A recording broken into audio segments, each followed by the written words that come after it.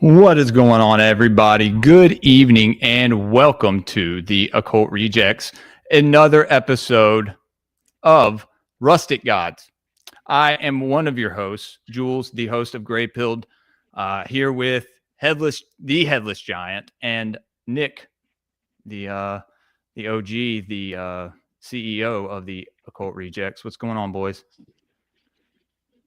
CEO and founder. Well, let's see. I got all sorts of shows you can watch on my YouTube channel, but you got to hit the bell. That's the trade-off. So I'm not going to go through them anymore. You're just going to hit the bell and show up. Tonight, it's going to get weird. It's going to get weird. Yeah, some big dick in the champion tonight. Yeah, guys, we're finally. This is episode 6. If y'all have been keeping up, then you would know that we started off talking about Pan, and then the second episode was about the nature spirits. Third episode was on Aristeas and the Begonia ritual. The fourth one, Artemis. We talked about Chiron, and now Priapus, or Fascinus, the phallic god, the god of many things. I'm sure he has many attributes to him, but there is one that is. I'm trying to see. Do you have a picture, Headless, Sarah? Oh, okay. Well, yes, I do. All right. He's packing, man. So this is Priapus. Yeah. Well, sometimes, some of the time, he was a god of vegetable gardens. He was also the protector of beehives, flocks, and vineyards. He's got quite a stinger. Priapus was depicted as a dwarfish man with a huge member symbolizing garden fertility, peaked Phrygian cap, indicating his origin as a Mysian god, and a basket weighing down with fruit. His cult was introduced from Greece, Lempskios, in Asia Minor. His mythology subsequently reinterpreted. Primitive statues of the god were set up in vegetable gardens to promote fertility. These also doubled as scarecrows, keeping the birds away. And also, interestingly enough, that phallic was detachable. So they had these stone statues with a massive phallus, and that phallus you could pull out of the holster and actually use as a baseball bat. So they would use these things to beat up intruders. I'm not kidding. Wait, so was it detachable? Right, on the stone statues. Oh, on the stone statues. Okay. All right. I thought. Right. Like they're getting beat with stone dicks. Yes, they're getting beat with stone dicks. If they come into your land, you are perfectly able and justified to pull out the stone penis and beat your intruders to death with it. Based. Yo, just hearing that, you're not even going to go there. I'm like, oh, fuck. You go there, you're going to get hit with fucking I don't want to get beat with the fucking dick to death, dude. Please. That's a dick down, I guess you could say. This is the worst, most undignified way to die, right? It's like a long line of women though showing up. Like, what the fuck? Oh, please! This guy was a good luck charm. And much like the Japanese culture, where they have these massive fertility festivals where they're marching these dicks down the street, rubbing the Fascinus or rubbing the Priapus was actually good for your fertility. So this is what would, bring on the fertility within people nearby. So it was a multi-use, dick down beater thing. Of course. But Priapus was identified with a number of phallic Greek deities, including Dionysus, Hermes, and the satyrs, Orpheus and Tychon.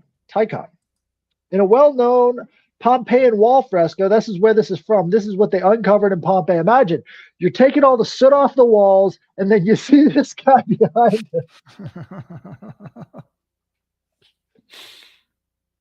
All right. So in a well-known Pompeian wall fresco, right or above, the god is shown weighing his phallus against the produce of the garden. He is crowned and peaked with a Phrygian cap, wears Phrygian boots, and has a Bacchic cone-tipped thyrsus in his hand. I don't know where that thyrsus is, but he's got the weight right there. I gotta keep it real though. So for real though with this guy. All right, obviously he's got a huge dick, which, you're talking about like fertility, but I mean, looking at him, if you want to be like realistic, the guy looks like he ain't got no cum in his balls though. He ain't got no fight. He only got a fucking pair of balls to match that dick. That's find that actually weird. goes That into his looks like you mythology. think he got big balls. Right. This goes into his the testicles mythology. are the ones that actually fertilize. Right. So what he's doing is he's actually cursed. Right. So his mythology, let me see. A donkey. Let me see. The cause is course there's a shameful, but donkey. it suits a god. Right. So there was a, let me see, where is it? But his mythology should be here. Oh, here we go. Should I omit or recount your shame? Read Priapus. It is a very playful tiny tale. Coronated Cybele, Rhea, with her crown of turrets, invites the. Did you guys know that Cybele is Rhea? Yes. Because that's pretty important to the whole cosmology. Had that on my Pantheon chart. Right.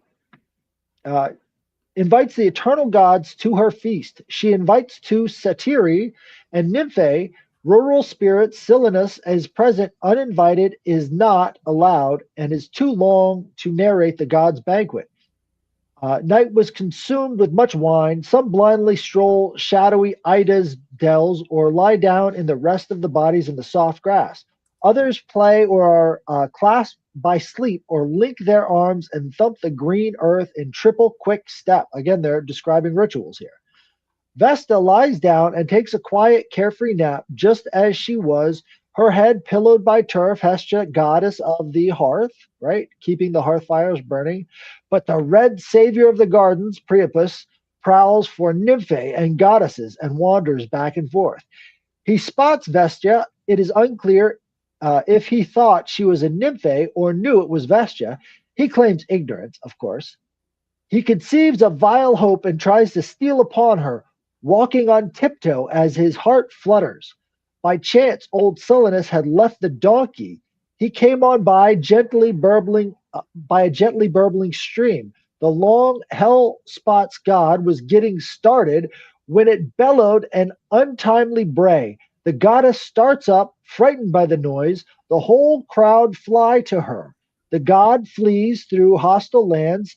Limpicatus slays the beast, the donkey, for Priapus chanting, "We rightly gives flames to the informant's guts. You remember, goddess, and necklace it with bread. Work ceases, the idle mills are silent." So essentially, he tries to sneak up on her and have his way with her, but he is rebuffed and he runs off into the ancient lands. But for fear of the rustic force, she, the Latin Hydrinus Promia, walled her orchard to keep away the sex she shunned. What tricks did they not try? The young light-footed satyr and the Panes, he Priapus, the god whose scythe or lusty loins scare away thieves. Again, back to the garden statue, he scares away thieves. What did they all try to win her love? Well, anyways, there's one of these stories. He is trying to get with a woman, and then she rebuffs his approaches, and he gets cursed to go soft as soon as he's around a woman. Whoa. So it's hard all of the other times. This is where we get the term priapus or a priapism, where they say if it's been hard for more than 4 hours, you need to go to the doctor. We get that from Priapus. Interesting, dude. And this is in Rome was known as Fascinus, right? He is. I have Roman some more Fascinus. pictures that we can pull up whenever. But these were most likely the Fascinus were like little trinkets they would have, as well as murals and stuff like that. Fascinus. Yeah, I was So going to say if you go to Fascinus is- Google Images. Right. You're going to see some A lot of weird stuff when it comes to Fascinus, right? So here, you've got an eyeball right here in the bottom corner. You've got one phallus, two phalluses. This is Fascinus right here. And he has putting his an own end to the phallus. evil eye.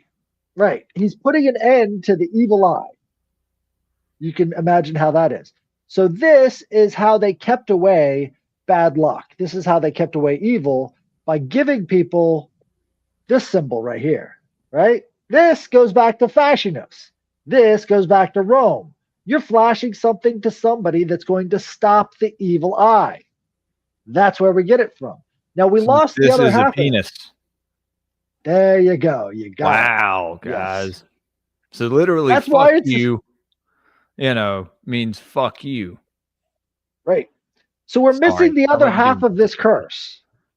We're missing the other half of this curse. Now you can see the other half on the left-hand side here. Well, what is that? Yo, Whoa, dude. So these are trinkets that they would wear to keep away the evil eye.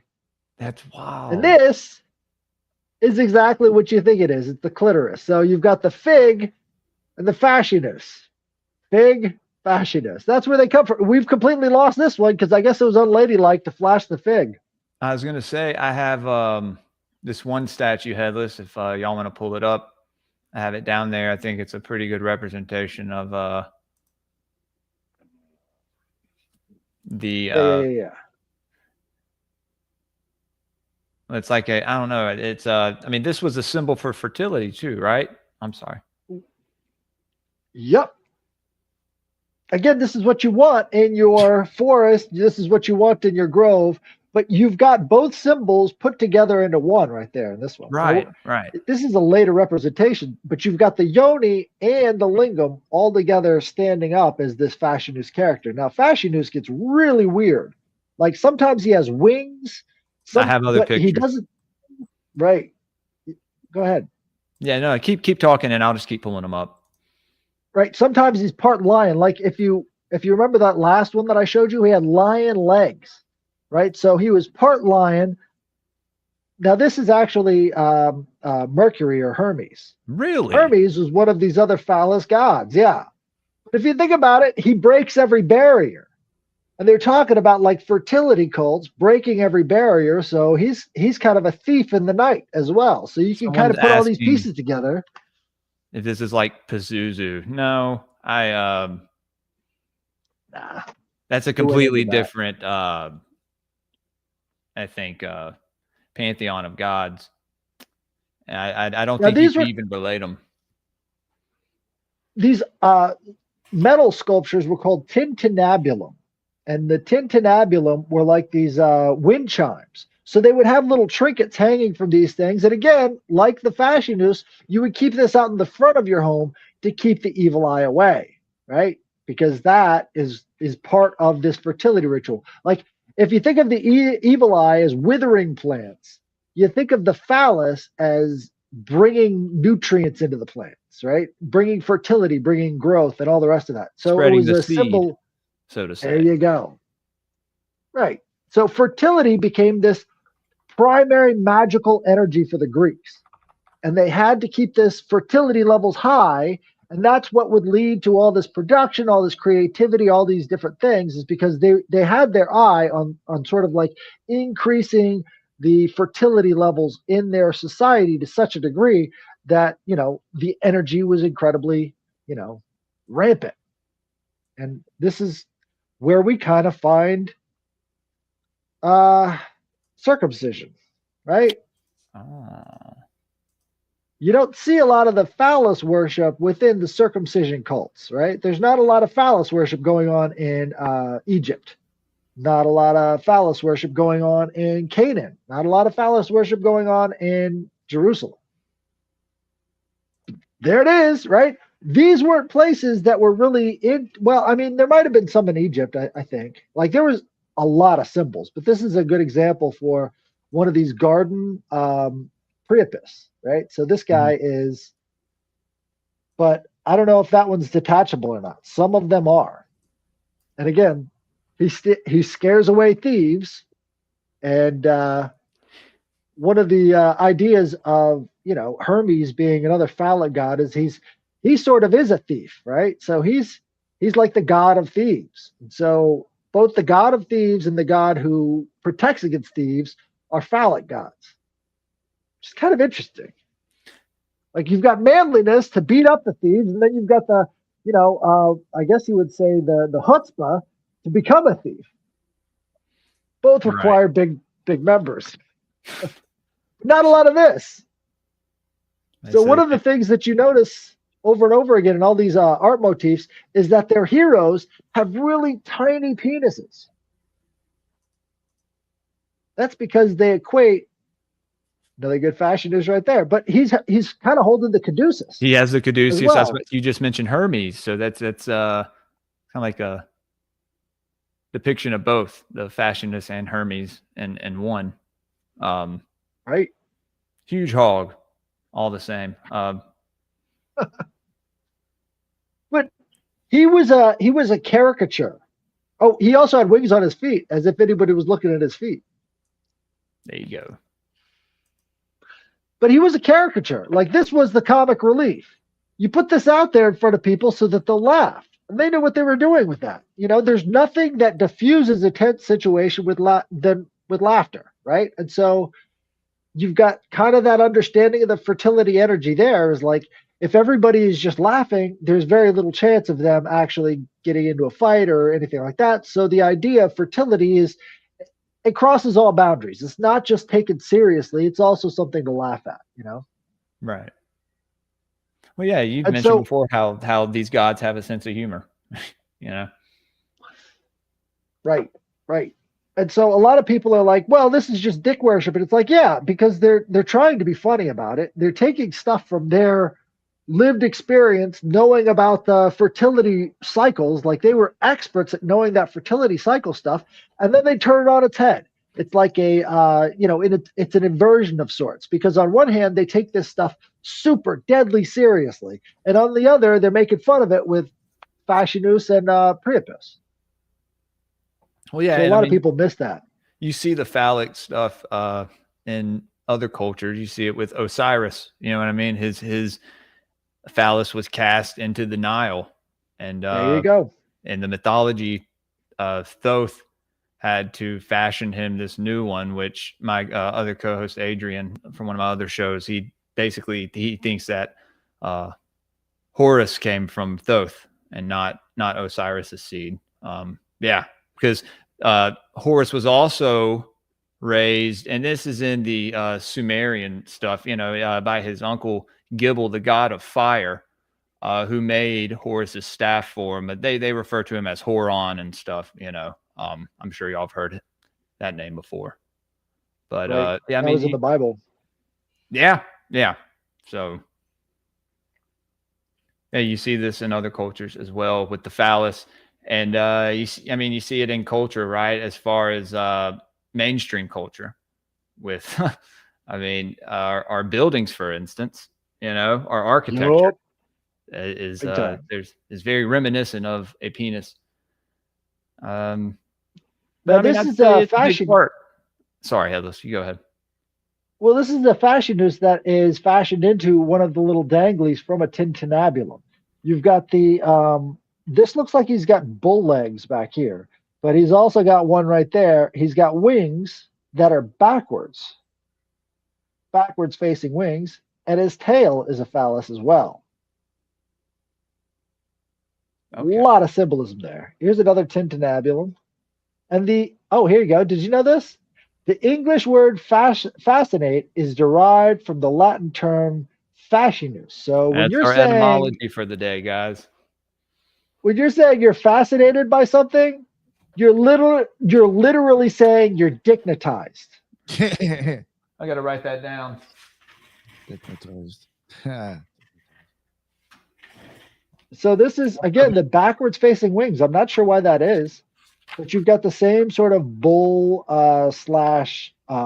lion back end to it. Dude, yeah. And there were just so many different things that they made out of it. Like, what the hell is this?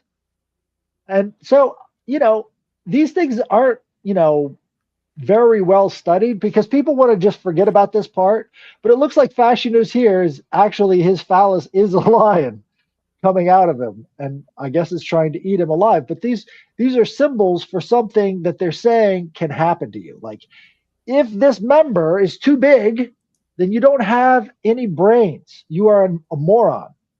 And so the bigger the wiener, the dumber the person. So this kind of Fascinus idea is all meant to be like a big joke on stupid people. Wow, that's why something with the small dick came up with that. That's all. Well, hey, I was going to say that's why some people Absolutely. refer to getting head as getting brain, right? Like, hey, dude, like what the fuck? That's wild. Damn. So they were referring to it as that back in the day. Like thy shall give us brain. I don't know.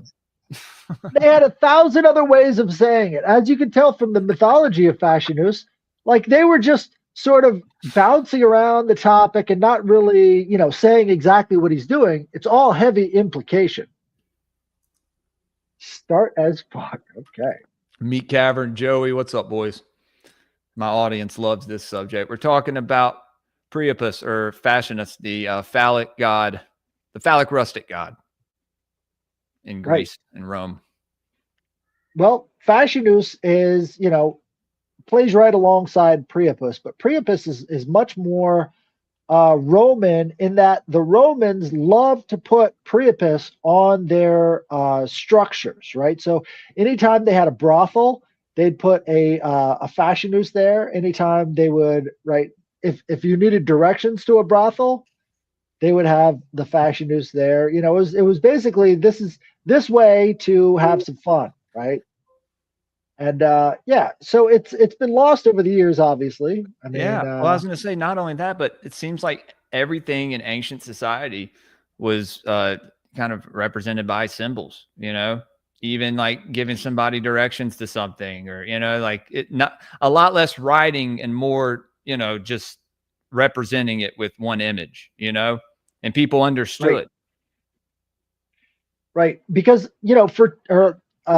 literacy was so low back then. You had to have a common set of symbols so that everybody could sort of be on the same page in public life, while at the same time not writing anything down. And it's funny, Plato even said that writing things down was ruining society because it made everybody's memory shit. Normally, when they're not writing everything down, they actually have a lot better memory. So he's lamenting the fact that writing is taking off because he thinks it was better when a lot fewer people knew how to read and write. Another fig. So these would often go under Roman chariots. The fig. Well. Yeah. So you got the fig on one side and the phallus on the other. Is really like a. You're never going to look at this. I can't do that. I got your nose to my daughter anymore because now it's weird. Definitely. Ruined. Yeah, it's ruined. But it's good to know that this is, guys, on a symbol for your moose knuckle or for your camel toe, whatever you got. Hey, camel toe and moose knuckle. So what's also interesting is that, like I was saying, this is what keeps the evil eye away. So what they would do is they would hang these from the bottom of a chariot. All of these Fascinus and figs, right? It was the world's first truck nuts. Dude, I see so many of those. In Mississippi, obviously. Right. Because so that's that thing, right? If they have a big truck, it makes up for their small dick. You know what I mean? There's that saying as well. So that's kind of where that originates from. Okay. Oh, right. Man. We haven't gone too far from the past. In fact, there's a lot of ancestral memory wrapped up in this, and we just don't even realize it. The fasci comes from Fascinus. Fascinate comes from Fascinus. Gotta love etymology, so it used to be that we understood this stuff as kind of magical. But instead, we've all just sort of replaced it for these mundane things, right? So a lot of these would be used as, Simplicity. Again, red light district. You've got your red light right here, They call him Priapus the Red. What do you think they're talking about there? This is a modern recreation. Dogs get a red rocket. Right. And so, these would be all over, prostitution districts. So it was pretty common. Look at that. Now, this, again, you don't want to be on the beach with these flying around. Why is that? Well, I mean, it's bad enough getting bird poop in your hair, but what are these things dropping? Oh, like just Fascinus comes up, flying out the sky. Get smacked in the face with a dick. I don't know. Oh, dude. Fuck. Evil eye vanquished. Go eat a bag of fish. Or you're going to have this guy. Hey, is this? Let me pull this guy up, Headless. This is another image that I saw. Well, there's a couple of them. If you can't tell, this guy, he's got a piercing. He's got a Prince Albert. Oh, Jesus, fuck. He's gauged up. Dude, he has a fish in his hand? What's going on? He looks like a fish head. Look at his, what is the thing on his, is that jowls or something? What's hanging down from his face? Dude, Looks like a fish head. He looks like he has, yeah, dude. That's wild. I mean, this was under the Priapus. He's even missing a fucking part of his leg. Well, I'm sure that's a sculpture problem. Maybe, man. I don't know, Nick. Some of this stuff you got to wonder, you know. Yo, what is that in his other hand? What is he carrying? A fish.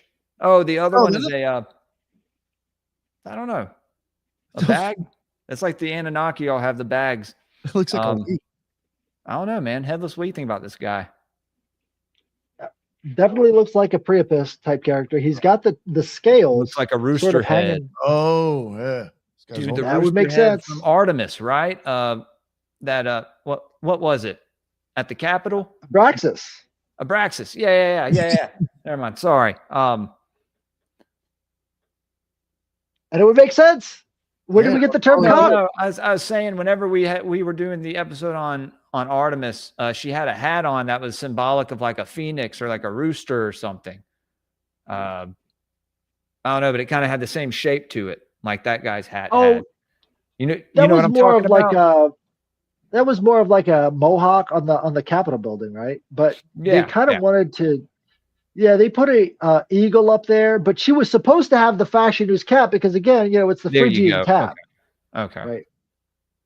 So. But the Phrygian cap kind of does look like a rooster as well. I have pulled up here, again, like you can kind of imagine ancient Greece to be a lot like ancient Japan or, modern Japan, really. They still have phallus festivals. People dressed up like this. Well, now I think they call them gay pride festivals now. No, not at all. This has been going on for hundreds of years. I know. That's a joke. No, yeah, you're kind of right though. Well, I mean, because leave it on a new expression. These people to subvert and pervert it. I mean, I just wow, they're really having a good time, huh? Yeah. The whole idea is that if everybody's having fun, everybody's having a laugh, that it's going to boost fertility, and then you're going to have more kids. And so all of these festivals would be all about boosting the population. However, I don't know if I would want. Yeah. See, that's wow. I mean, hey, look, it's hilarious. And again, they all got to touch these things so that they get pregnant and have babies. Where is this? You said this is in Turkey? This is in Japan. Japan. Okay. All of the polytheistic societies had at least like some kind of connection to the phallus because it was seen as such a powerful, potent symbol. But we've kind of completely gotten rid of the phallus as a potent symbol, and we just go with the laughter angle. Right. That's a pretty well venerated phallus there. It's crazy they do that in Japan, dude. Yeah, I don't know. I mean, I'd probably go to one of those, see what it was about. I probably wouldn't take my kid to it, but no. Yeah, no, we're not doing all that. But this is how they come about. This is how you get the children.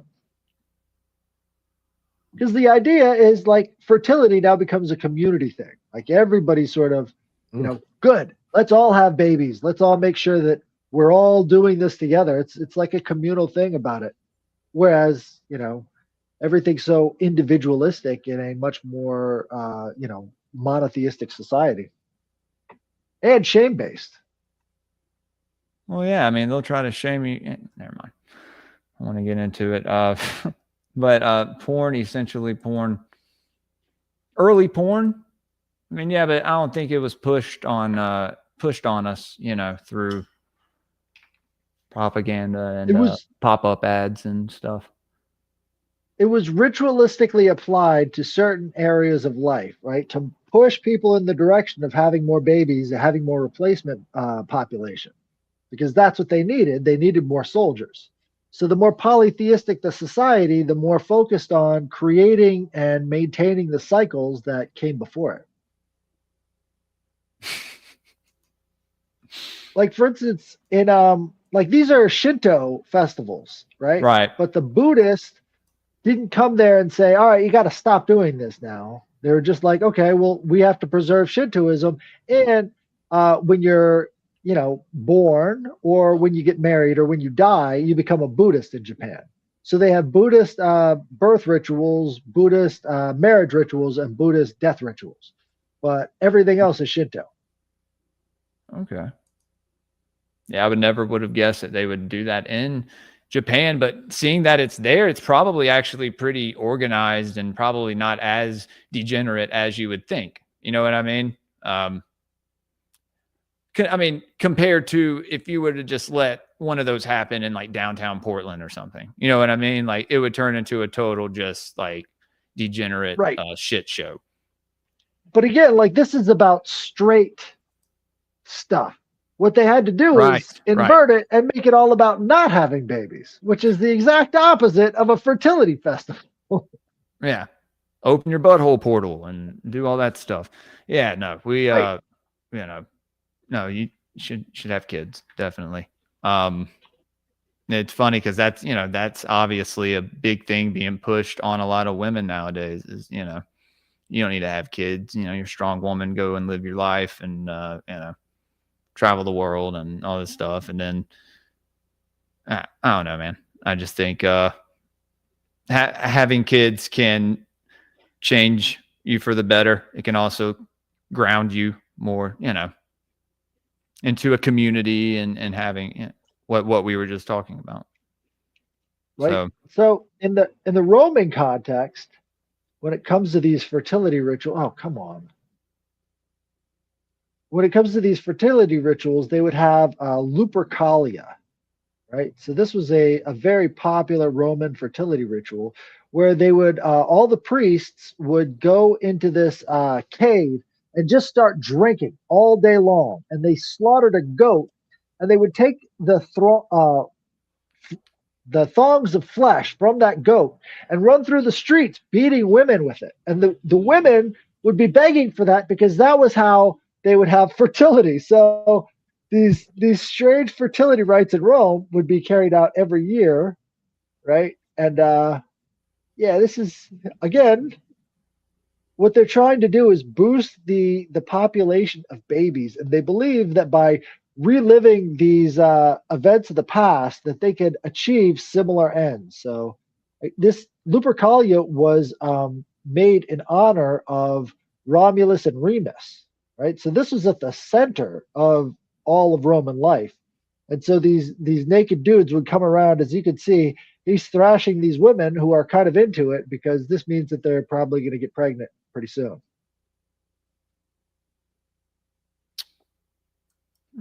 It's fun, but here's the thing: the women had to pretend like they didn't like it, because if you were there and you were getting whipped with these the bloody goat flesh, and you pretended like you liked it, then everybody would get upset at you and call you a whore. But if you got to run away from the guy who's got the leather thong, even though you really do want to get pregnant and want to have babies. So kind of a reverse play there. I'm not sure. Yeah, man. I mean, I don't know. That'd be the same as wearing one of those Fascinus like around your neck, right? Like some of those were kind of look like necklaces or even a bracelet, maybe. Yeah. Let's see. But Lupercalia specifically, it's more about the idea that this wolf is sort of the mother of all of Rome. So you also have, the eagle is the symbol of Rome, but really the city itself was depicted by the wolf, and you see this in the statues they have of Romulus and Remus sucking from this wolf, she-wolf, right? That's the founding mythology behind Rome. It's Romulus and Remus are a lot like Enki and Enlil. Like I think they just work perfectly with that. So Something Definitely. really ancient there. And Romulus killed his brother too. Remus got killed by Romulus as well, which is really interesting. And the book, the Aeneid, what's that? Romulus got Nick? reamed. Yes, he did. That's probably dick. where we get that from. Fuck. Too much big dick energy. But this is the thing too. It's like all of this stuff we sort of look back on. What did he say? Wolf bitch. Wolf bitch. Yo, people are gonna remember that shit forever. Wolf bitch is that dude. Enchanted Wiggers. He's taking his time with Enchanted Wiggers. He said he's making it like truly. Yo, people are gonna be like, is this real? Like that's how he's. I love. Yo, it. you gotta let me know when he does that, dude. I gotta get off. Yeah, dude, I fucking love it. I thought Wolf Bitches was real. I thought he was reading some form of ancient poetry because again, you've got the wolf as the consistent symbol in Rome. So I'm like, oh, this must be some sort of ancient. Well, he had read through some of the he had read through the Enneads and stuff, and all this other Greek literature, and he kind of took some of those stories and then put his what he had written into a prompt and then got it in a script basically. So it like turned into more of a story than just I think he did a pretty good job with it. However, this next one is going to be more fiction probably, but it's going to have aspects of certain mystery schools in it, Agartha, Hyperborea, and all that stuff. And that's why I was asking about Hyperborea earlier. Right. But yeah, man, shout out Subliminal Messenger, guys. Y'all should go check out his channel. He streams during the day mostly, but he's our co-host on Esoteric Book Review. But if you want to get into Hyperborea a little bit, I can comment on that because that's a Greek concept. That comes from. So every year when Lyra and another Cygnus are seen in the sky, right, coming up off of the north horizon, that's the time that Apollo retreats to Hyperborea. And Hyperborea is the land beyond the Boreas Mountains. The Boreas Mountains named after Boreas, the god of the north wind, right? So it's beyond the mountains of the north wind.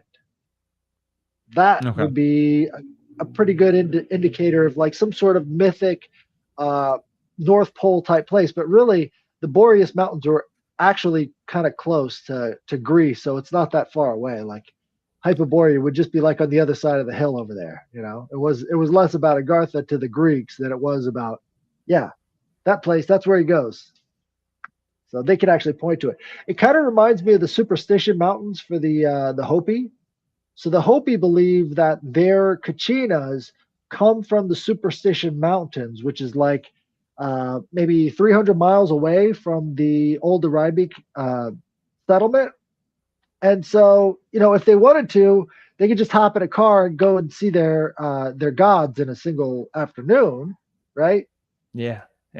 But to them, I guess it was a lot farther back when there wasn't that kind of transportation. So the idea of going over to the Superstition Mountains would be like a huge thing for the Hopi way back in the day. But nowadays it's. Yeah.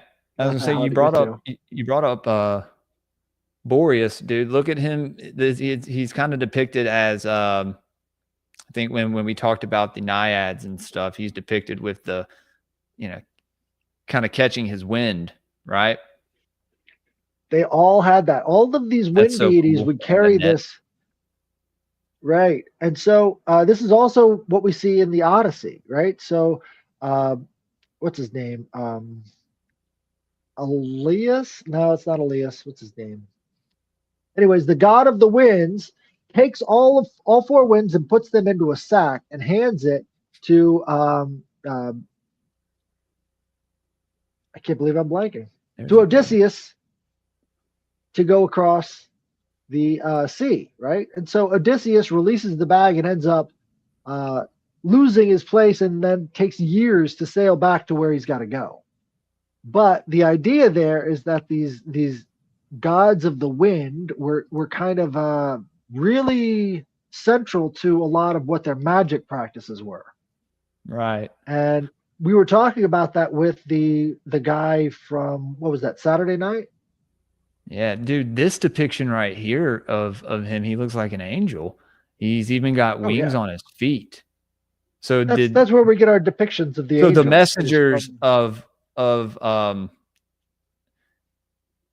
okay. So they all had wings on their feet too. That's so cool. right. So the all of the winds were I thought it was just the Hermes. oh no, they use that motif a lot. Like that's Okay. a very common motif. So a lot of different characters have the hermetic feet. A lot of different characters have the caduceus, like Priapus did. Yeah, Right? yeah, But yeah. they all kind of matrix into each other when you know that they have these other relationships, right? So that's why they sort of carry each other's equipment. And the equipment, I think, was far more important than people give it credit for, because you've got the Aegis, which is the shield of Athena, and you find that same Aegis motif repeating again and again and again with the head of Medusa on it, right? And then that goes back to Perseus, and then you've got this whole string of other associations which are right there present in the mythology that actually ties a different or esoteric picture of what's going on in the background. Yeah, You've also dude. got, I'm sorry, man. I right, was gonna so say when I went to VMI and saw those cool Greek statues and stuff, they had one of the Aegis shield with the head of Medusa, dude. It was so sick. I was like, dude, they had Athena statue. Just made the campus look awesome.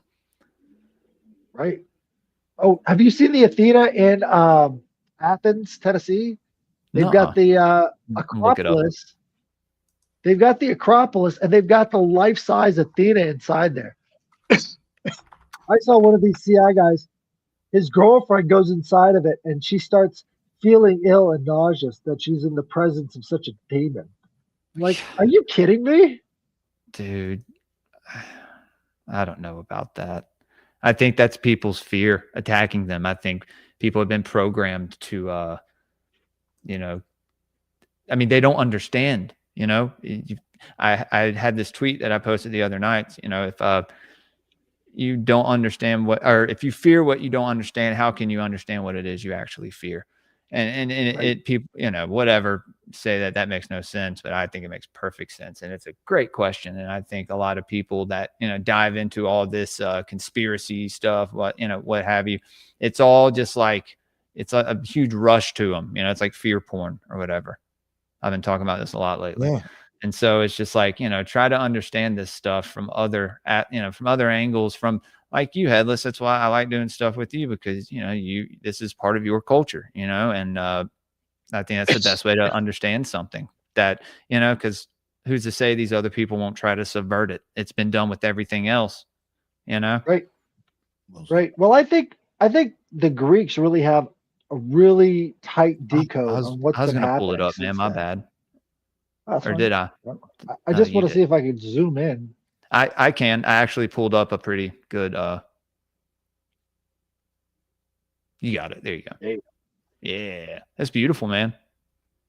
Right. So again, like this is a lot of what the description of, these sort of revelations deities are, right? So this would be like close to what they call the Scarlet Woman, right? And so it's similar enough to actually induce fear and panic in people. So when they see something like this and it's gigantic at the end of this hallway, they're like, that's got to be evil. But really, I think it's just the format that they're not used to, because we haven't made anything that even rivals anything like the Greeks in thousands of years, right? So they were building stuff like this, and these are all open to the public again, right? Very well maintained. Like all of this was a symbol of pride for the ancient world. Yeah, I have a close up picture of it. If you want to, yeah, here. Yeah, sure. It's the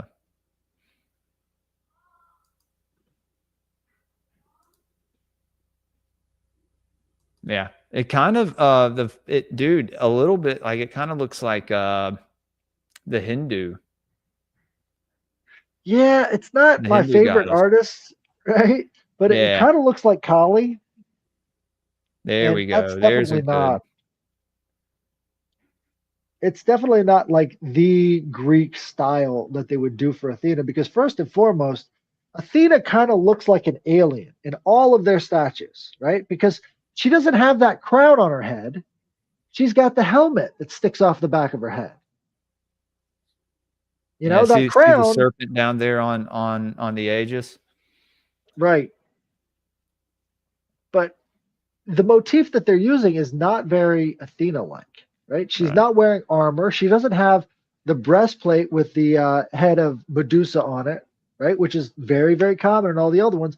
She's wearing this glistening dress, which is not something that Athena was known for. She was the goddess of sewing, but she never gussied herself up like that, right? She was always thinking warlike, and it was always focused on like basic practical wisdom. Who's that on her hand? It looks like one of the other angels. I'm not sure. It could be one of the winds, because she did have half the year she spent in Delphi, right? So she would fill in for Apollo when he would go up to the Boreas Mountains, and then Athena or Poseidon would usually jump in and deliver the oracles during the off season. Interesting. So these were gods that they were talking to at places like Delphi, and they, actually got the conversation going on, right? Nike is Samothrace. Again, what's the Roman equivalent of Athena is Minerva. Right. Minerva represented by the owl, right? Yes, sir. Also Athena symbol. People think it's Moloch. And it's like, okay, go and read about Molk, right? The MLK. And like I said, when I had Eddie on, dude, he explained it perfectly. It is a type of sacrifice to Baal, maybe Baal-Hamon, Baal-Zephon, whoever, whatever, a Canaanite, deity you want to worship.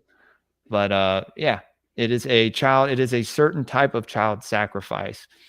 They were conducting at Bohemian Grove in the video. It was a Molk sacrifice to Minerva. That's why the owl is there. Right. If you hear them, they say, wake up in Moloch, right? So they're even referring to it in the ritual as a place. No one gets that when they watch the video. Also, it could be like the belly, like the womb of the mysteries or whatever. And they would burn people down in the belly of, during this Moloch sacrifice ritual. They would either have the hands, right, that they would get real hot and then put whoever in the hands, or they would have the furnace inside.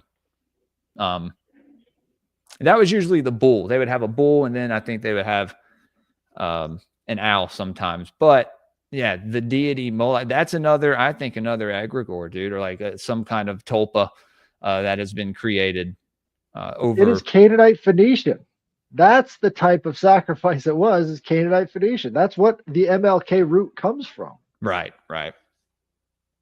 Yeah. So it's a very specific group. Like, they spread Baal worship up to Ireland, and it was called Beltane, right? McCarthy in Irish, names, that means son of Carthage, right? So these are very Canaanite peoples that get transferred around on all these shipping lanes, right? This is where they got all of their tin during the Bronze Age, is up in the British Isles. So this goes back a long time with Canaanite Phoenician influence in Northern Europe.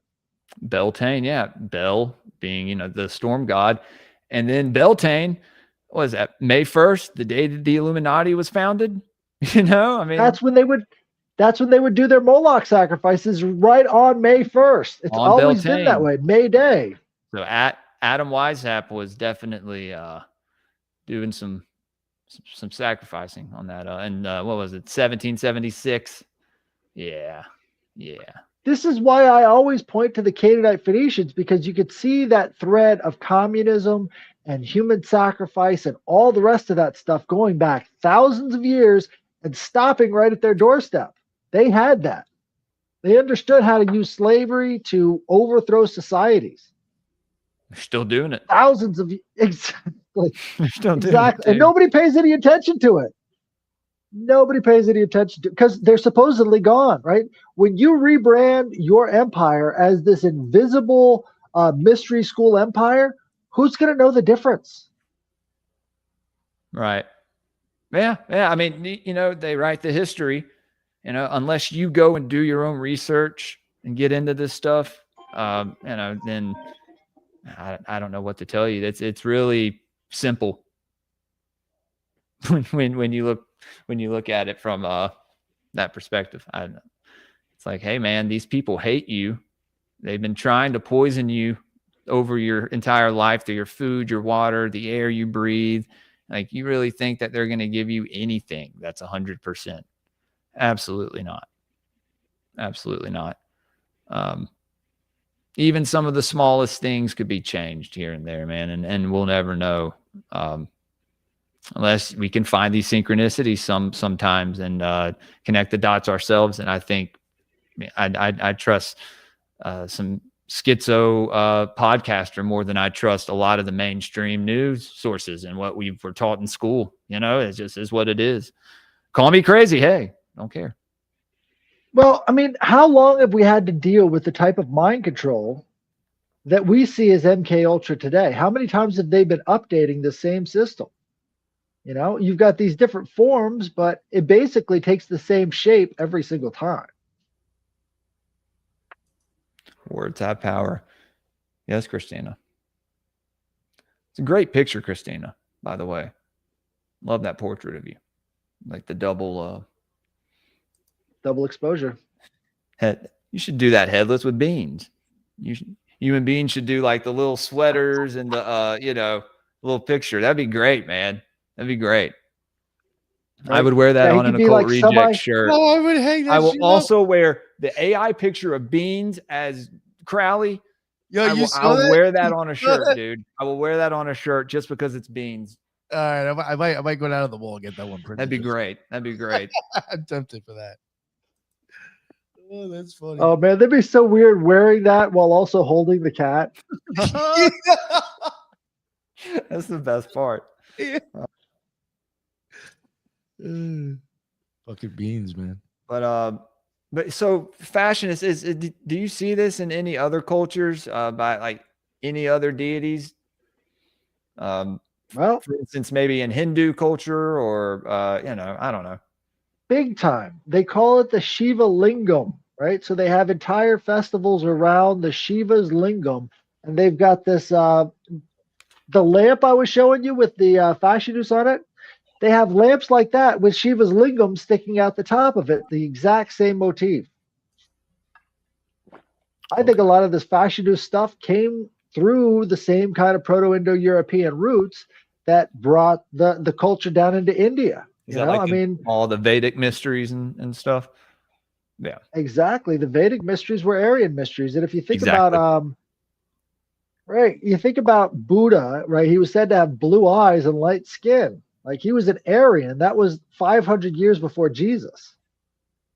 Wow. So that goes way back in history. Wait, so he wasn't some fat, like, monk-looking dude with... That's a much further East Asian thing. Like, that's like... well, there were different types. Vietnam. Like, weren't there different Buddhas? Like, there was an Abi Buddha and, like, all this stuff. Adrian, my co-host on Elohim Etymology, he equates Anu to one of the early Buddhas. Very interesting. I got to get him on this show. We got to get him on Occult Rejects. You guys would love him. Great dude. Have you guys ever seen Hellenic Buddhism? No. I have not. What's that about? Pull that up real quick. You'll love it. Hellenic Buddhism is... I didn't know that there was a Greek Kabbalah. Hellenist society and Buddhism during the time of after Alexander the Great. Yeah, this is fucking crazy. So, Greco-Buddhism, that's what it's called. And these are Greek gods that are presented in the Buddhist style. right? So we're talking about Prometheus and all of the rest of these gods as Buddhist gods because, oh, who's that? Hercules. Forest mommy. It's a different Hercules. forest mommy. I think there's a. And Buddha. I think you're talking about the comment. What's up, FOMO? Right. So again, now Shiva is Dionysus, right? It's a very close 1-to-1 ratio. And Dionysus is Osiris. And Osiris's phallus is found at the capital of Washington, D.C. So it's not that rare to think that these syncretisms could exist across all of these different cultures. Yep. Yeah. So I'm telling you. Greco-Buddhism. I had to write that down. That's only in a specific region. I think it's in the Himalayan mountains because it was practiced until about 200 AD. No contact with the Romans whatsoever. Yeah, I don't know if you heard me a few minutes ago, but I didn't know there was a Greek Kabbalah either. So they're the ones who made it. Yeah, you see, you're not taught that, right? No. So we got to, we got to get into that sometime, man. I love learning about this stuff. Right. Well, I mean, I think that a lot of this stuff is kind of swept under the rug because they didn't want to, for a long time, they just didn't want to say anything about it. But it's like, all right, guys, we got to face it at some point. There's a problem here. All of our history is being mixed up by a certain group of people. And we kind of know why. It's in their book. So yeah, what are we going to do about that? All of the ancient world's all fucked up now. We don't know where anything belongs because for the longest time they were following this book as if it was, reality. And so we're making discoveries like Hellenic Buddhism all the time because, Noah's Ark must have changed everything. Completely different way of looking at the world. Yeah. Yeah, man. I mean, that's what I said earlier. You have a priest class who hates you and wants to see the destruction of your people and has this vendetta against you for thousands of years, and it's wild, dude. It's wild. And people can't see it. People can't see it. Well, why would they? I mean, at a certain point, you kind of have to just go along to get along. And I think we haven't really been facing what's been happening in the background too long. I mean, think about it. When the Federal Reserve Act passed, nobody took to the streets and burned anything down because none of them knew what money was in the first place. It was just, I guess that's the thing we trade with, but they had no idea that it was being handed over to an international syndicate, or else they probably would have been more upset. But apparently, we've been kept dumbed down for a lot longer than we realize. Well, that's why it's, I don't know. It seems like now it's kind of time to, wake people up. And we're at a point in time now where you go one or two ways. It's like, you go back to sleep, or you can, start to fight back, against what's happening. Start talking about it, get the word out there to people. I think we do a lot of that. I think that's mainly what we do with the podcasting. We're trying to warn people like, hey, this shit is real. This magic is real. And even if you don't believe it, these people do, and they're doing it every day, and you're participating in it. Unwillingly, sometimes willingly. You give consent without knowing because you want to be part of the club or you want to be hip with the times or whatever they say. It's just it's most of the time they don't know any better. We're gonna have to separate from society, dude. We're gonna have to completely, I don't know. There has to be a great awakening, but I don't know if everyone can awaken. Does that make sense? I don't know. You can try to force people to wake up, but at that point, it's kind of futile. I don't know. Well, I think finding out about your roots is vitally important, because the only way you can make sense of any of this stuff is by getting, into the stuff that made your ancestors tick back when there was very little to go around. Somehow they made it by. So there has to be some real power and energy in the type of beliefs that they had back then that we don't have today. Might be important. Not even like with the spirituality, even, but the culture and the customs and stuff, dude. Like, what was I watching? I think I mentioned this on a show already. The new Frankenstein. Oh yeah, I started watching that. Oh, dude, I loved it. But he goes when he leaves the castle, when it gets destroyed or whatever, the doctor burns it down or tries to kill him. He goes to the family who is, you think at first they're a pagan family, but they're wearing crosses, but they're also venerating the Green Man. The grandpa is teaching his granddaughter about their traditions and stuff through these like little cards. He's like, "Who's this?" And he's showing her. And I was like, "Yeah, I think they may be pagan." And my wife was like, "I don't know." And then it's like the Green Man, and I was like, "See?" But then they're praying to, Christ and wearing crosses and stuff. But I don't know, man. It's like, they want you to forget all of your culture, not just like the religious stuff. Like if you have a relationship with Christ, I don't know why you can't still explore what you come from. Well, until the 1850s, the dominant religion in the United States was folk magic, right? Yeah. Because that's what you had to heal people with. That's what you had to relate to the land, right? You had to go by these cycles. And this was how they passed on traditions from one generation to the next. It wasn't until the 1850s that they really got rid of that tradition entirely and then pushed everybody into these, mega churches, because that was the start of this new industrialized age that they had to put these people into factories. They took them off of the land. They took them away from their ancestors, shoved them in factories, and then all of the rest of that stuff went along with it. You had to have industrialized Christianity, which was like the Protestant, Anglo-Protestant aesthetic.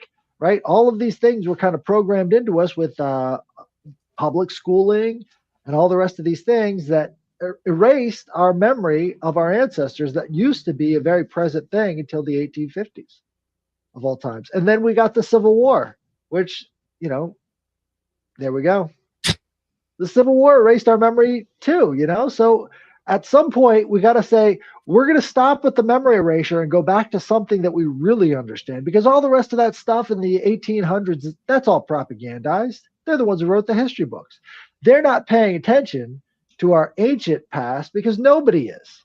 And once you get into those myths and you start understanding their magic, that's when I think you could start to repeat a little something of it in today's society, That's what people don't understand, is that a lot of the magic being carried out in this realm is Jewish magic. It's ancient Kabbalah magic from the Zohar as well. A lot of midrashic stuff, and like a lot of people, especially a lot of Christians, don't know those texts even exist, and that it was a death sentence to show any of them to a Gentile up until a certain point, a literal death sentence, like beheading. Why? Is it because if we found out all the mysteries y'all know about, then we could use them, to improve the world and to better ourselves? Yeah, to free ourselves from bondage. But y'all don't want that. So you want to, everything. And that's what's really funny is like, yeah, these people who, they practice mysticism out in public. I was talking about this recently. Like, dude, they're on the side of the street in New York with the chicken. Like that. That's a ritual, and right. not a I wouldn't say not a good ritual. That animal suffering. So right, they tie fishing line around their neighborhoods, which indicates that somehow they haven't left their home. Right, so they could do certain things on the Sabbath that they couldn't normally do because they've wrapped the entire neighborhood, a lot of other people living in that neighborhood, with a fishing line, which indicates some sort of a magical circle. Like, are we going to pretend like that's not what's going on here? I mean, that's Yeah. They're creating the ritual space. That's exactly what they're saying with this kosher thing. They're creating a ritual space that they can go into. Oh yeah, I was talking about with Doc the other night. We were talking about the Shekinah, the flame, the humping, the thing to do with the wall. That is to conjure up an energy, a sexual energy. There's nothing holy about that, as far as I'm concerned. As far like, if you're okay, for what they tell us, they're connecting with God. No, you're connecting with the feminine energy of God, but you're not telling anyone that. So that's deception, right? I mean, that's my understanding of what's, you're portraying this and you're saying it's one thing. We know it's not that, but yet you still sit there and you say, no, don't believe your lying eyes, or, whatever. Oh yeah. They play it off as like some broad, like nonchalant, no big deal thing that you're doing. And it's very specific for a reason. Well, they can do it because they're chosen, right? Yeah. That's why they're excused from all the rituals that they participate in, because they're chosen. They're, they want to bring God here. They want to bring God down to here. They want to bring Yahweh down to here. And that, I mean, those third temple cultists, man, that shit's scary. That's scary to me. You'll hear the rabbis talking about, oh, well, it says they'll be destroyed in 12 seconds. It sounds like a nuclear bomb. And you're just like, what the fuck? Like, this is like you're threatening people. You're like, this is being portrayed as a seminary school for young men to become rabbis, in the yeshiva class or whatever. And when you watch it, it is a literal just like confession of this like sick fantasy to just dominate the entire world, dude. But here's the thing. Luckily, their symbolism actually passes over. So if you know the ancient symbolism around it, you can understand things like Jacob and Esau, right? You've got Castor and Pollux. You've got Romulus and Remus. You've got Enki and, Enlil. Like, this is the dichotomy that they're actually playing out. They're using the same. Yeah. You're using the same set pieces. So you can understand which way things are going if you can understand the symbolism. The problem is we've all been kind of cut off from that symbolism. And until you start applying your knowledge of that symbolism to these books, you're not going to really understand what's going on. Yeah. I mean, people need to do their own research as far as I'm concerned, because, I mean, if they're providing you with the definition of something, then is like, can you trust that? Can you trust these people who hate you, who want to kill you? Not only you though, anything. Look, it's, I don't want to go off on a tangent. We're talking about Priapus tonight, guys. I guess the phallic energy got us going on into a JQ kind of topic. But the big dick energy. It's good. This stuff has to be talked about, man. This stuff has to be fucking talked about. I don't care if people say, Well, everybody learned a new curse motion, right? So I expect this to come and make a big comeback. So if anybody cuts you off in traffic, throw them the fig. I used to draw my shit with that. Instead of using my finger like that, I used to, whenever I drew my pentagrams, or hexagrams, or anything, I actually always did it like that because I've seeing it done by other people. Did not know it meant that though. It's interesting, right? Well, it's like it's female energy, so you're using the female wand instead of the male wand, which that could have different properties. Right? What's the female wand? Snail trails. Yeah. Wait. I'm drawing snail trails in the air. Like discharge? What? Sorry, guys. That was gross. Hey, wait. Hold on. So, what's a snail trail? Leave it alone, man. Fuck, dude. I'm losing listeners. Oh, man. Is that okay, when so the girls when you're get their period blood and they put it in snail trails. Just why do I have to explain this? Forget about it. Okay, you don't have to. It's okay. Forest Mommy will explain it. Have you ever been at the club and there's a girl with a really short skirt on that's kind of drunk? The chicks are laughing at it, man. She gets it. Me cat. Yeah. Dude. All right. Yeah. All right. Look. All right. We're serious. People like, yo, he said, what's a snail trail? Oh man. Big When clit you're drawing energy. when you're drawing the lesser banishing ritual of the pentagram, you're basically holding out the male. Yeah. Right. So if you're doing that, you're doing the female version, which I guess would be the snail trail. Well, Then you should be doing the that's sign what of I'm the gonna answer start doing. too, right? I should spinning around the fucking circle, diving into it. So hopefully we brought back a dirty hand signal that people didn't know about. That's Hey. going to bring a different change in energy. Hey, so this image, okay. Well, I have a few images, a few more that I want to ask you about Headless. This is Priapus too, right? Let me see.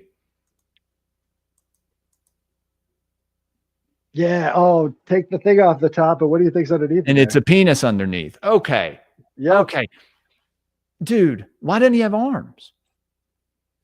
It's like that other one that you had. It was just the legs with the phallus in the middle and the oval on the outside. That's another form of Priapus.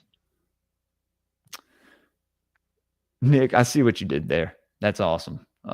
Shout out Beans. Yeah, We need it on a shirt. We need it on a shirt. I like that. Yeah, then there's this one right here. We're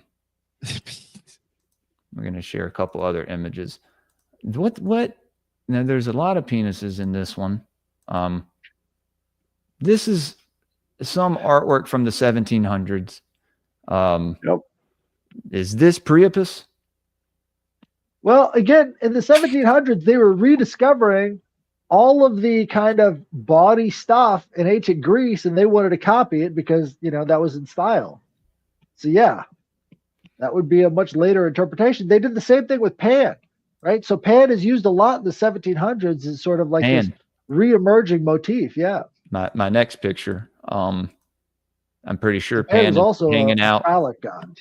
Pan was hanging out in this picture. Look, we got all our boys in. We got Priapus and Pan. Yo, look at that guy in the back. I know that's Pan, right? He's just That's like, one yo, of them. he's watching, fucking beating his dick off.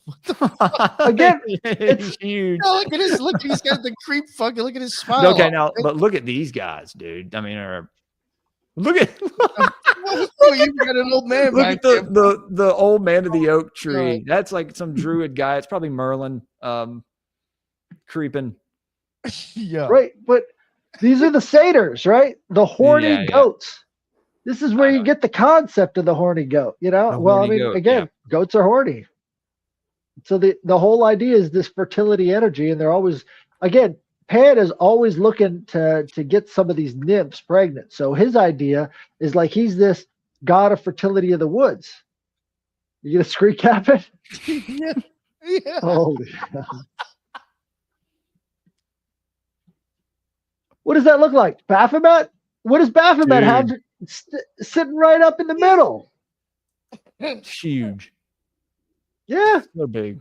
Anyway. Totally a Baphomet thing, because Baphomet has the caduceus right there in the center, but it's shaped like a phallus.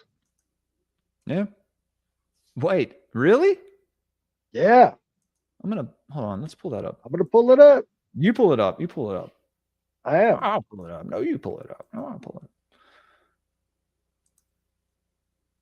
Oh, there we go. Thought I closed the window out, guys. You see it? Boing. Oh, that is a phallus. It is a phallus. Oh, yes, sir. Come on. Baphomet. Again, like that's part of the Eliphas Levi thing. But you could see that in all the ancient motifs as well. Yeah, he's just portraying duality in that picture, guys. But now Baphomet does exist as some egregoric monster that lurks the forest. Well, it's okay. So you've got the light of intuition, or the light of Prometheus up here, right?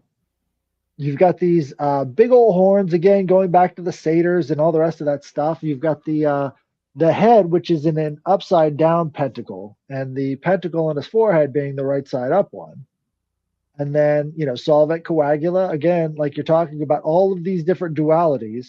And he's sitting on the block of the world. Like this is kind of the image of. Would you say a cube? Yeah, because there's a cube under him, and he's also on top of the planet. So there's a globus cruciger type idea of his throne, right? So it's sort of like the cross on the top of the world. You've got a light moon and a dark moon, right? So are there different energies to the moon? Probably. You've got kind of a mercurial thing going on with that. And then I'm not sure what's up with these pants though. Not sure about that symbolism. And then he's got the titties, you got the titties out, which also you've got the dick. So is that what you see in all of this ancient phallic worship? No, it's different. Right? Yeah, it's very different. More of a male energy, right? Definitely. It's not this male-female stuff. That's not what you wanted I don't like it. In the ritual, right? Yeah. So it's not exactly a fertility ritual when you're only talking about all of this hermaphroditic stuff. Yeah. So there's differences that if you know what you're looking for, you're going to see the changes. But that's not exactly. Well, that's even in Japan. Well, dude, but that's what they're promoting now. Telling gays to adopt kids and stuff, and it's just like, why? Why do that to you? They want to reduce the population, so they give you fake symbols of fertility, right? Instead of getting these ideas about going out there making more babies, you now have ideas about yourself, about your transgender, and how you want to have everything snipped off down there. And that's how you fulfill this sort of fertility that you're being presented. But there is no fertility in that. So it's another spell. But once you know the differences between Pan and all of these other ancient fertility things and what they're pushing today, you kind of get, hey, there is a material difference in the spell that's being cast here. Yeah. But if all you think is it's all the same thing, then how are you going to know the difference? Absolutely, man. Let's see. Oh, yeah, I want to share something for you. Yeah, what's up, Nick? Edit. Yeah, I was going to say, guys, I think we've talked a good bit about Priapus, Fascinus. So if y'all want to just riff for a little bit, or if y'all got to go, but talking about the hand of Sabazios. You talk about the hand of the mysteries. I love it. Oh, dude, y'all showed this to me when I first met Headless. Headless showed this to me, and I was fascinated by it, and I saved it on my computer. It was one of these. Yeah, I can't. Unfortunately, it's on the website. Actually, Occult Research Institute. I had that in the description, Nick. Yeah. There you will see. It's the hand isn't up, but you will have Solve and Coagula prior to Baphomet right here, and you have the man, woman. I mean. Okay. So even like this, that idea existed before that picture, in my opinion. And you got the peacock up there. Yeah. So what was Israel? Let me pull that up. Do you remember what Israel Regarded was saying about who was the guy who made the Baphomet? Oh, Eliphas Levi. Yeah, he was shit talking him in the introduction, wasn't he? He might have, yeah. See if I have another image of that. Headless, we need to get some Occult Reject branded Phrygian caps, dude. Oh shit! Like straight up, dude, guys. They never look good. I've seen so many people try to pull them off. They never look good. I don't know. I don't know how they did it. Bet you I could pull it off. They can't even look similar to what they look like in these statues. Like there's a different quality to the fabric they were using or something. I'll pull it off. Well, let's find out what it is, dude.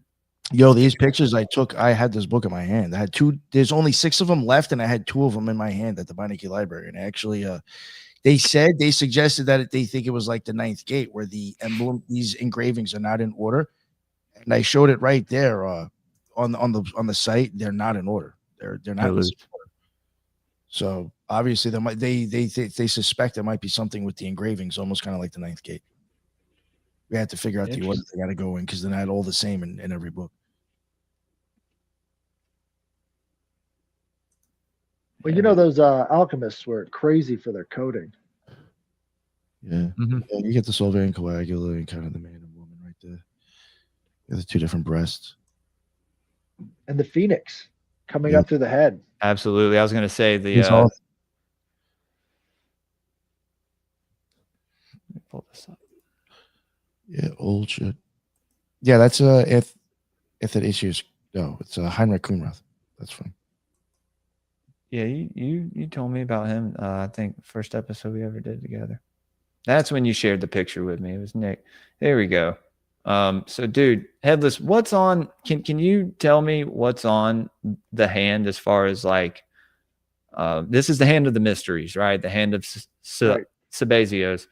Sabazios being the Thracian sky daddy. You know. Right. Very closely related to Dionysus, very closely related to Zeus, very closely related to all these mysteries is Sabazios. And you could see this in the hand. If you zoom in on the drawing one, Yeah. I think that'd be easier to look at. This one. Yeah, just if you can zoom that in.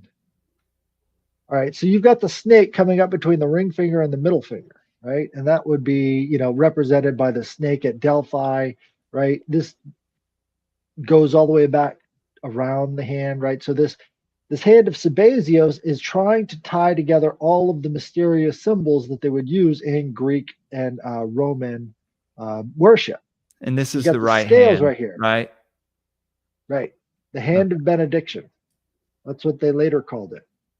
Now, Sabazios is often seated in the palm of the hand, and in some versions, he's got a big crescent moon on his forehead, right? Exactly like Shiva. And this is coming through Anatolia. Anatolia is the place where the Asian continent meets the European continent. So you've got all of these different influences going back to, Buddhism and Hellenism. They kind of have some sort of a thing going on there.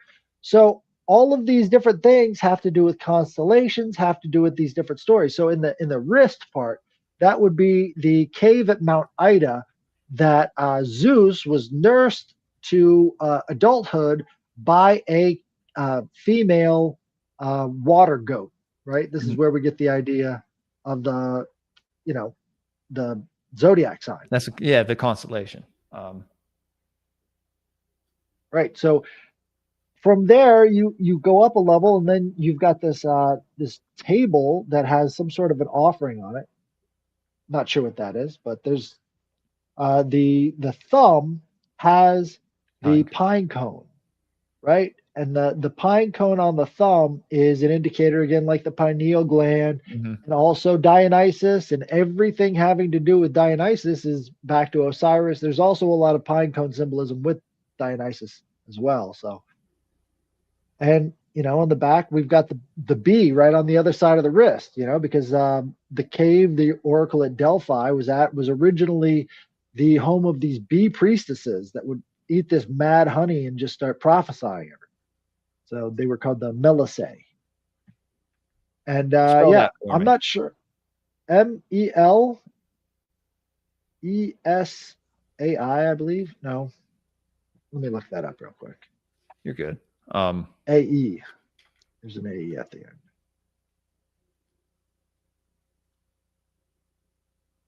Sabazius X is the like the Grandmaster's name of the OTO. No shit. Hey, Headless, what did you say about the wrist? Or right there in the wrist. Yeah, that's the Mount Ida where Zeus was nursed by the goat. The sea goat. Yeah.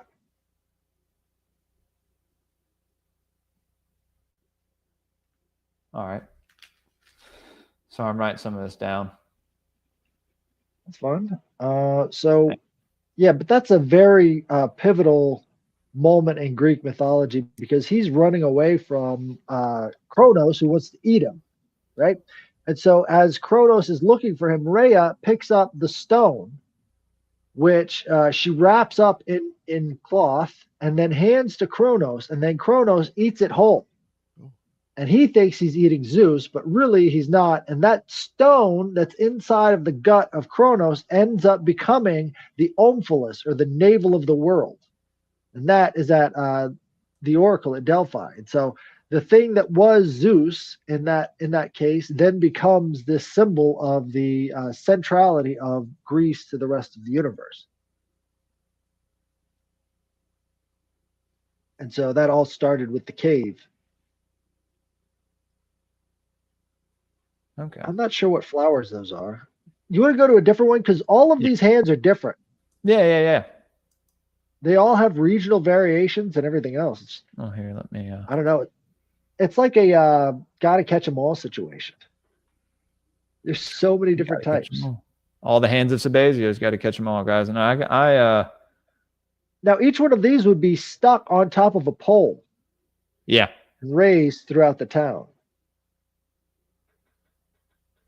Right? You see the ram, I guess that would be Ares, right? Mm-hmm. There's the cave at the bottom there. So the cave, and that's like the womb of the mysteries, right? Exactly. Okay. The underworld. Yep. So you've got the underworld down here, and then you've got the overworld or the sky gods up on top. So you've got all of this stuff sort of, as above, so belowing. I see the serpent right there on the ring finger. Yep. The thumb has the pineal gland on the pine cone. Yeah. You know, it was something I forgot that we talked about. Me and Headless were talking about this.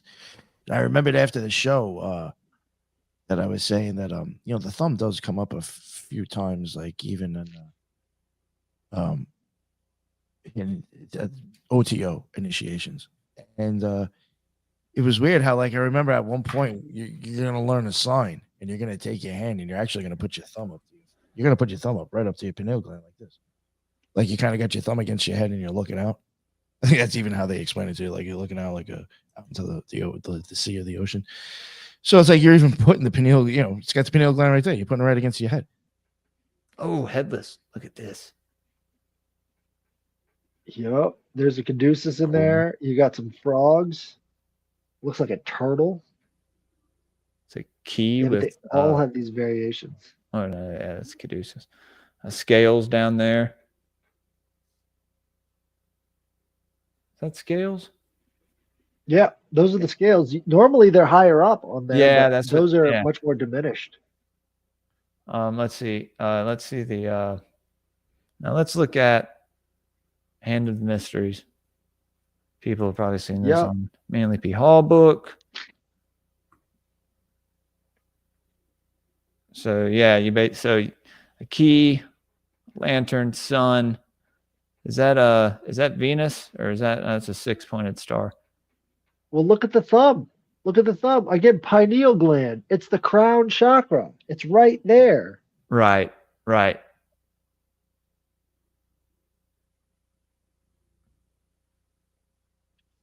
Yeah, man. But this is a cool tattoo. Right. There are some other Catholic ones where Jesus is always pictured as on the thumb as well. So they're almost saying, like, Dionysus, Jesus, the crown chakra, all of that stuff is sort of related. And here we were going to look at the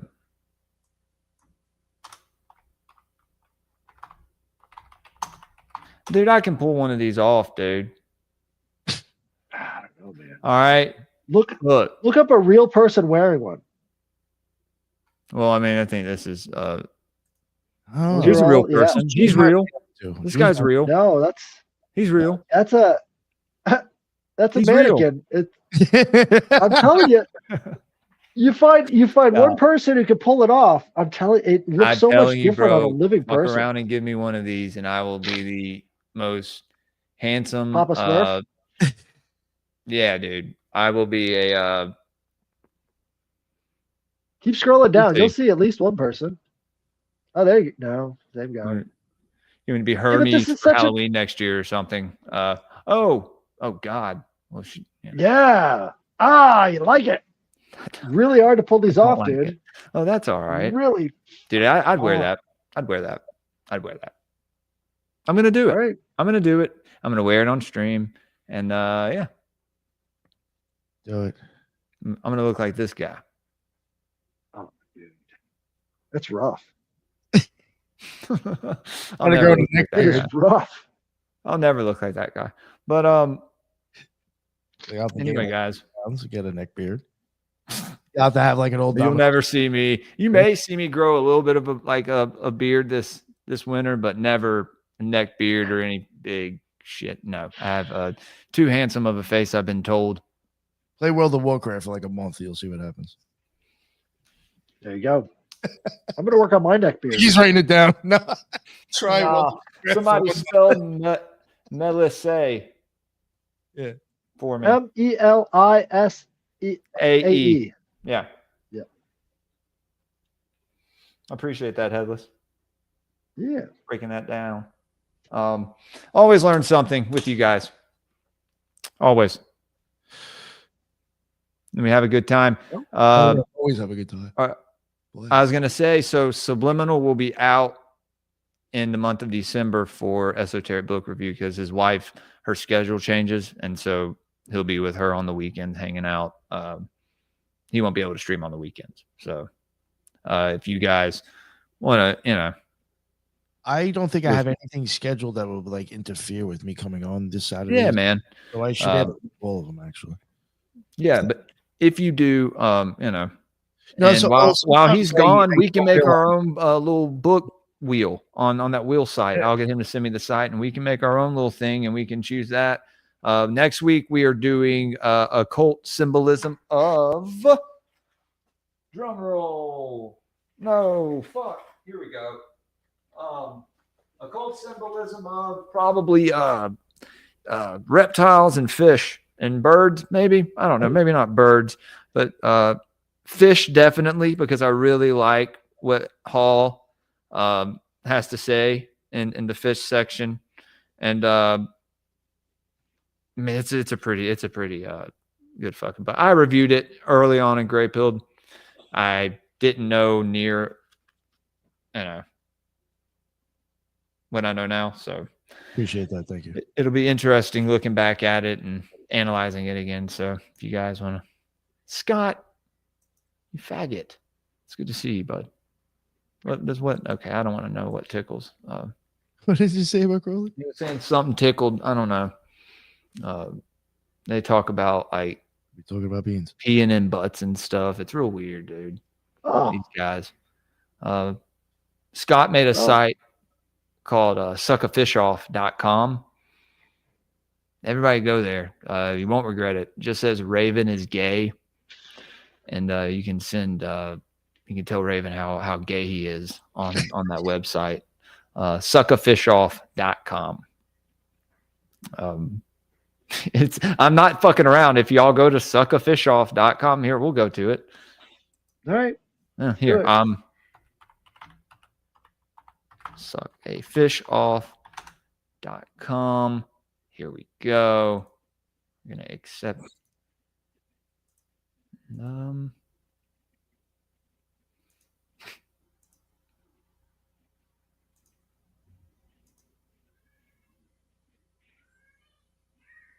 There you go. Oh, Raven is gay. There we go. Yeah.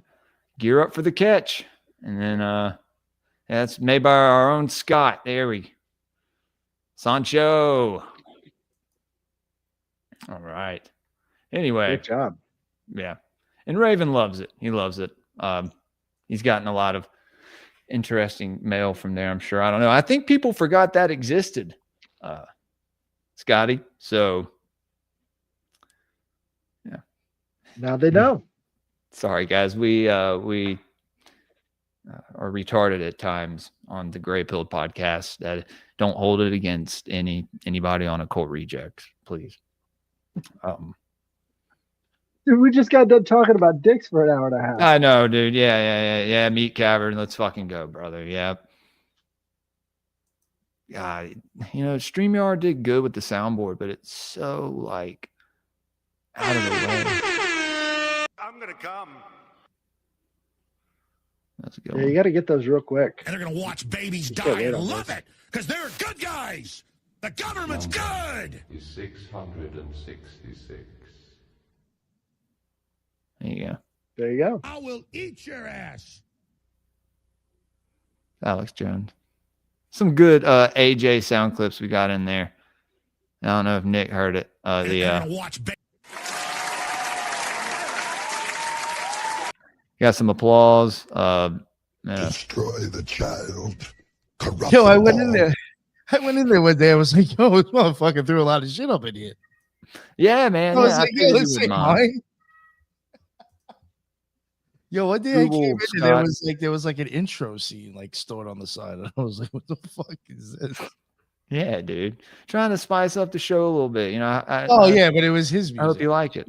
No. It was his intro for his thing. I was confused because I've never seen that on the side before. I was like, Which one?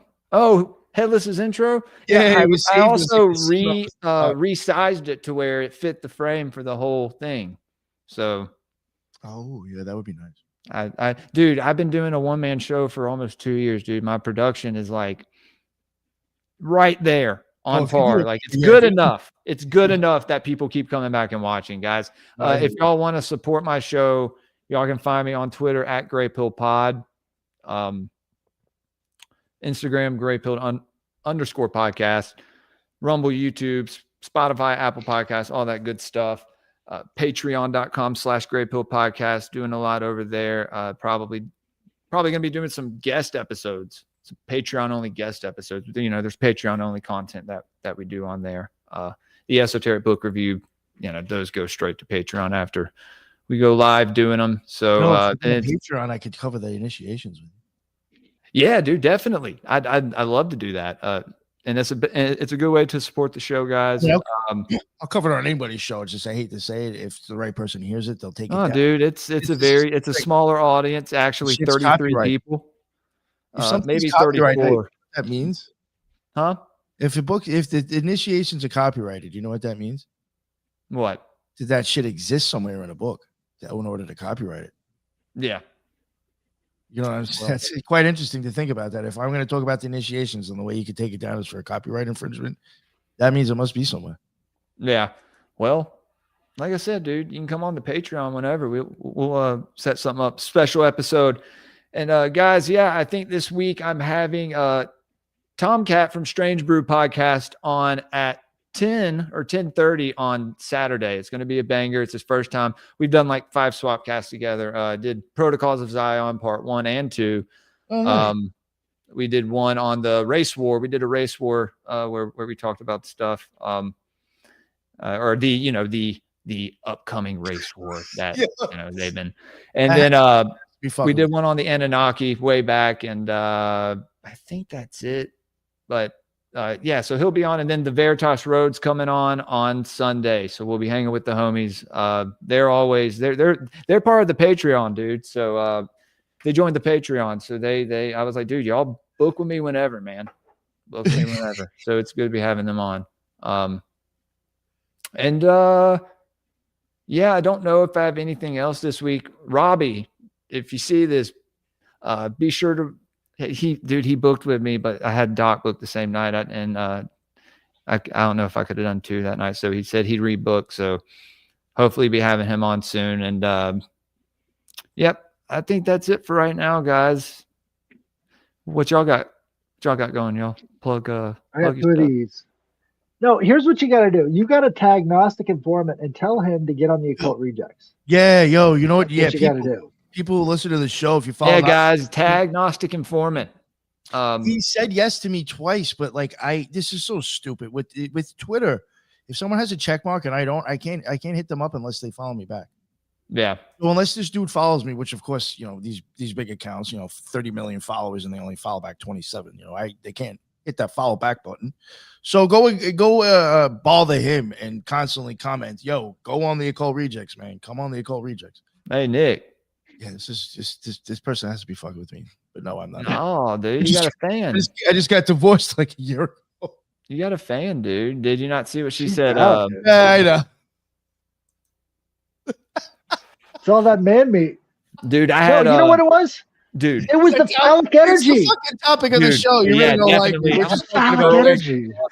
My wife is watching. She's going to try to jump my bones when I go in there. And FOMO said it definitely affected her. Shout out Forrest, mommy. See what I mean? Let's see. Well, no. Absolutely, dude. Dude, I had Stein on to talk about the 9 realms and all that, and like Fire Pixie and who else was it? Maddie and somebody. They were all in the comments, just like, "Oh my god, like I mean, he's just Who's working? Viking, what are they? Jarl. You know what I mean? He's a Jarl of his own clan. He's a good guy, man. I can't wait for him to come back on. Great conversation. We've had a lot of good episodes on Greypilled lately, guys. Tons of fucking bangers. Only more to come. I'm out of here. What are you laughing, Nick? I'm about to leave. What the fuck is a fuck? Y'all got anything else y'all want to plug? Well, I'm going to be posting his number down in the comments. So if you want to get in touch with him, Yo, shut up. Shut up. Yeah, the Falconity strong meaty. Yeah, we got that over here at the Occult Rejects, guys. And if you get a sticker pack this week, I'm sending a few out. You will get an Occult Reject sticker in there. Your boy sent me some, so saved a couple for myself, but lucky few people will be getting one. Oh, you know what? I'll just send you out like another pack. I'll send you like 20 of them next week. Yeah, dude. Yeah, no, we know. Yeah, man. We'll just throw them in your stuff whenever you send them out. Okay. Yeah. All right, Headless. You good? I'm good. I just finished this one today. Yeah, it's beautiful. You want to explain to people what this is? I just call it Behold the Eschaton. So this is my new painting. Hopefully you guys like it.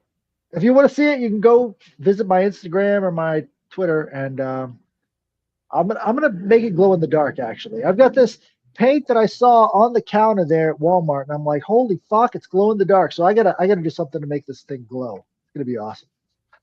But yeah, that's my painting. You can find me on Twitter and Instagram and everything else. And if you want, you can see my. I was gonna say we got Alchemy Mondays tomorrow, dude. Alchemy Monday. I don't know if I'm gonna be there for that, but we'll figure it out. Well, damn, dude. My bad. I was just gonna sit there and make a pot of tea by yourself. Dude, she can do that. Oh man. Yo, did she talk more on your show? Well, we switch off reading different stuff, so yeah. Yeah, nice.